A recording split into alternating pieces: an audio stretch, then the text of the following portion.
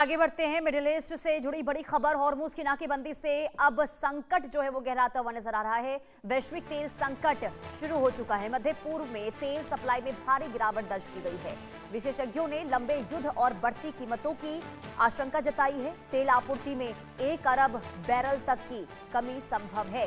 ये रिपोर्ट के द्वारा इस बात की जानकारी दी गई है कि कैसे लंबे समय से मिडिल ईस्ट में जो हालात बने हुए हैं, स्ट्रेट ऑफ हॉर्मुज जो बंद है, इसमें वैश्विक स्तर से बाजारों में क्या हाल इस वक्त बने हुए हैं।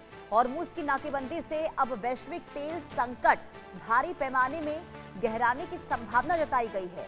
मध्य पूर्व में तेल सप्लाई में भारी गिरावट दर्ज की गई है और ऐसे में आने वाले दिनों में स्थिति और ज्यादा खराब हो सकती है। विशेषज्ञों ने लंबे युद्ध और बढ़ती कीमतों की आशंका इसके पीछे बताई है। अब तेल आपूर्ति में 1 अरब बैरल तक की कमी संभव है, यानी कि 1 अरब बैरल अगर तेल की कमी होती है हर रोज, तो ऐसे में आप समझिए कि पूरी दुनिया में क्या स्थिति बनती हुई नजर आएगी।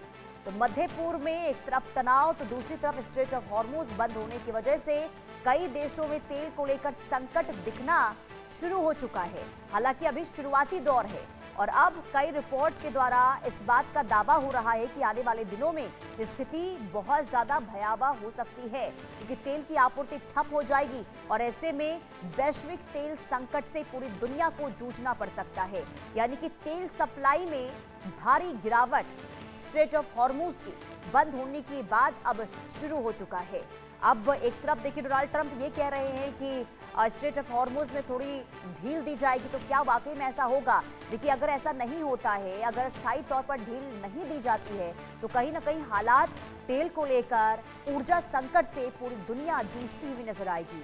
और यही वजह है कि भारत में भी अब इसका असर देखिए ज्यादा तो नहीं, लेकिन धीरे धीरे दिखना शुरू हो चुका है, क्योंकि आपने देखा कैसे एलपीजी की महंगाई बढ़ी, इसके अलावा पेट्रोल, डीजल, सीएनजी के दामों में इजाफा हुआ है।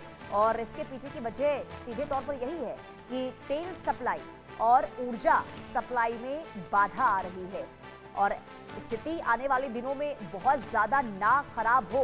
प्रधानमंत्री नरेंद्र मोदी के द्वारा अपील की गई है कि आप कोशिश ये करें कि कम से कम तेल का इस्तेमाल करें, लेकिन इतना तय है कि लंबे समय से जो स्थिति बनी हुई है, इससे तेल सप्लाई में भारी गिरावट दर्ज की गई है।